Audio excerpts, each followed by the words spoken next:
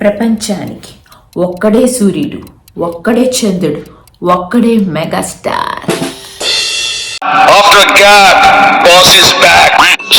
మన శంకర్ వరప్రసాద్ గారి movie is a blockbuster కొట్టేసినట్టే.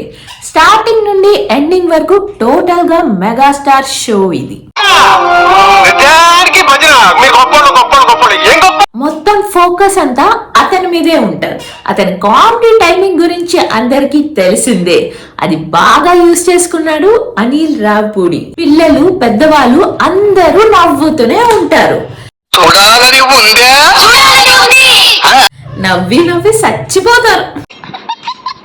First half next లెవెల్లో ఉంటది. ప్రతి పంచ్ పేరుతుంది.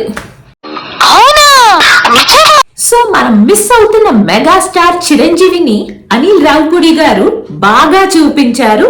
అసలైన ఫుల్ మీన్స్ మనకి చిరంజీవికి ఈక్వల్ గా నయనతార చేసింది. ఇంకా అందరి పేర్లు అయితే చెప్పలేం, కానీ అందరూ అంటే అందరూ చాలా బాగా చేశారు. మధ్యలో పాత పాటలకి డాన్స్ వేసినప్పుడు ఇంకా కొంచెం పెట్టాల్సిందిగా. ఆ వైబే వేరు. సాంగ్స్, బీజిఎం చాలా బాగున్నాయి. సినిమాలో మంచి మంచి సర్ప్రైజ్లు అయితే ఉన్నాయి. మెయిన్లీ సెకండ్ హాఫ్ లో కొన్ని సీన్స్ అండ్ డైలాగ్స్ అయితే సినిమాలో హైలైట్ అబ్బా. ఇంటర్వెల్ కి మంచి హైలో ఉంటది. క్లైమాక్స్ లో బాస్ ఫైట్ తాండవం చూపిస్తారు.